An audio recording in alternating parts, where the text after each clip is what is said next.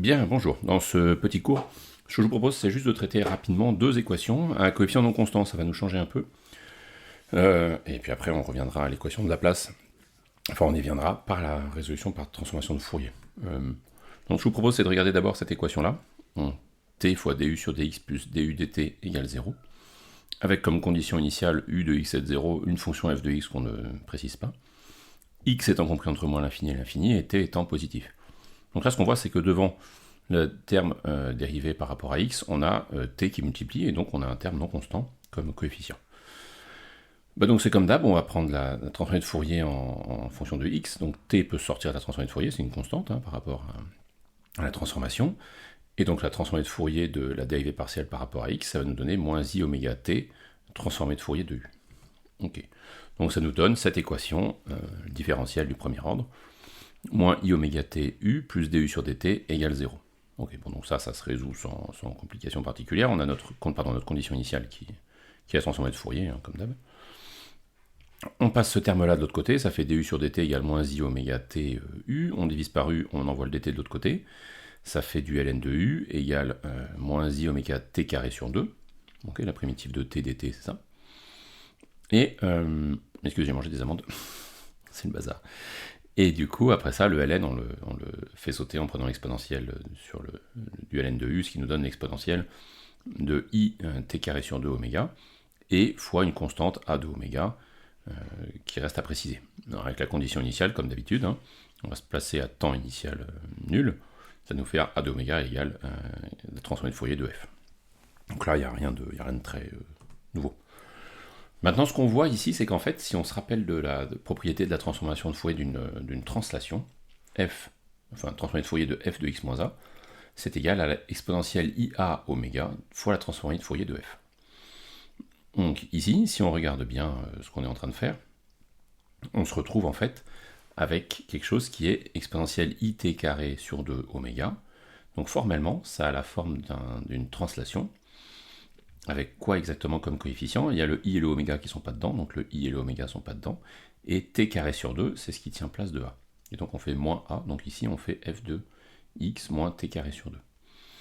Donc exponentielle i t carré sur 2 oméga transformée de Fourier de f, c'est égal en fait à la transformée de Fourier de f de x moins t carré sur 2. Et donc au total, notre solution pour cette équation-là, u de x et t, c'est simplement en fait la condition initiale, en changeant la variable x par x moins t carré sur 2. Voilà, donc on voit que c'est vraiment quelque chose de tout à fait simple, mais qui tombe très facilement quand on connaît un peu nos propriétés de translation ici de la transformée de Fourier. Donc, premier exemple. Deuxième exemple que je vous propose de traiter, c'est celui-là. Donc là, moralement, c'est une équation de diffusion, sauf qu'à la place du coefficient de diffusion, ce qu'on a, c'est t à nouveau. Donc on a du sur dt égale t d de u sur dx2. On se donne une condition u de x est 0 égale f de x, on prend x entre moins l'infini et l'infini, t est positif. Bon. Comme d'habitude, comme on vient juste de le faire, on applique la transformation de Fourier. Donc ça nous fait d sur dt de u égale moins t oméga carré u. Ok, rien de particulier. La transformée de Fourier de la condition initiale, rien de particulier. Maintenant, on peut résoudre cette équation différentielle ordinaire, comme on vient juste de le faire d'ailleurs, et ça prend vraiment la même forme. On obtient du coup que u de oméga et t, on fait passer le dt de l'autre côté, ça fait du sur u, ça fait ln de u, j'ai l'impression de me répéter beaucoup, moins t oméga 2 dt, quand on intègre ça va faire moins t2 oméga 2 sur 2, d'accord. Quand on prend l'exponentielle, ça nous fait exponentielle de moins t2 oméga 2 sur 2, et le a de oméga est égal à f de oméga, quand on se met à t égal à 0, ça vaut 1, et ça doit être égal à la condition initiale, donc voilà. Ok, donc on voit que u apparaît comme une convolution de f avec la transformée de Fourier inverse de cette expression-là. Okay. Or, on se rappelle que la transformée de Fourier inverse de moins a oméga 2, c'est racine, peut-être que la racine a débordé pour le coup, c'est racine de pi sur a exponentielle moins x carré sur 4a. C'est racine de pi sur a exponentielle carré. Et donc, voilà, la racine est correctement coupée. Et donc, si on prend a égale à t carré sur 2, la transformée de Fourier inverse de exponentielle moins t carré sur 2 oméga 2, ça on l'avait établi dans cette transformée de Fourier de la fonction gaussienne en fait, qui nous donnait ce genre de résultat. Ça devient racine de 2pi sur t carré, parce que notre t carré sur 2 là, il divise ici, c'est le A, donc il divise, donc du coup le t carré passe bien en bas et le 2 repasse en haut. Hein. On a bien ici racine de pi sur A qui devient racine de 2pi sur t carré, et le exponentiel de moins A oméga 2 devient exponentiel de moins x carré sur 4a, c'est-à-dire pour nous, exponentiel de moins x carré sur 4 fois t carré sur 2, 4 sur 2 ça fait 2, donc on a 2 sur t, 2t carré en bas, en dessous au dénominateur de x carré. Donc au total, avec la composition de f par g, on a f étoile g qui on se rappelle, hein, s'écrit intégrale de moins l'infini à l'infini de f de x moins s g de s ds. Okay. On obtient que u de x et de t est la convolution de f avec cette fonction-là. Donc là, on voit que ça ressemble à notre noyau de Gauss, hein, en fait. Racine de 2pi sur t exponentielle moins x2 sur 2t2.